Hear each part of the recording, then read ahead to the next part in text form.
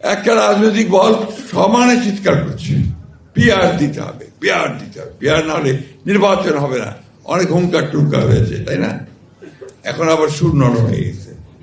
এখন দেখা যাচ্ছে নির্বাচনের জন্য সব চতুর্দিকে ডাকদৌড় চলছে, তাই তো?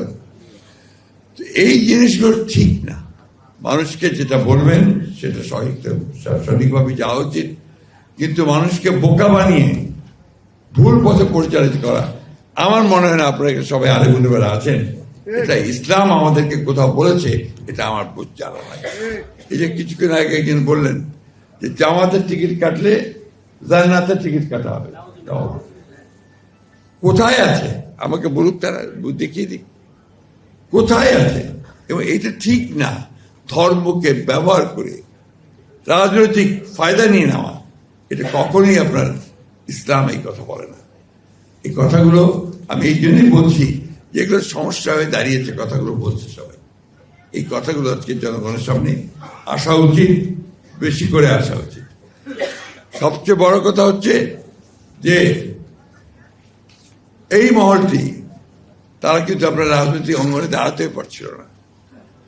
আমাদের প্রেসিডেন্ট জিয়াউর রহমান সাহেব তাদেরকে সুযোগ করে দেন রাজনৈতিক অঙ্গনে আসার।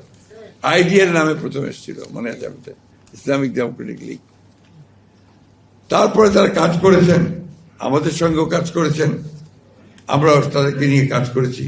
কিন্তু দুর্ভাগ্যক্রমে গত 10 বছর কিন্তু আমরা তাদের এই ফ্যাসিস্ট হাসিনাকে পরাজিত করবার জন্য ভিজিবল দৃশ্যমান কোনো কাজ দেখিনি।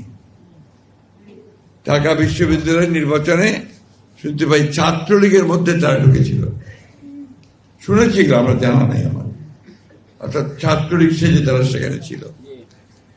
এই ধরনের কাজ তো আমরা করতে পারি না।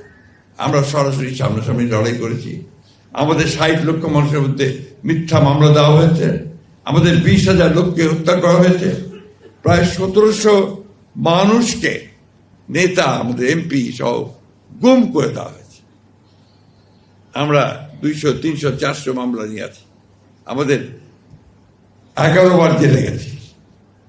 কিন্তু আমরা একটা বিষয় আমরা চাচ্ছি যে আমরা একটা গণতান্ত্রিক রাষ্ট্র চাই।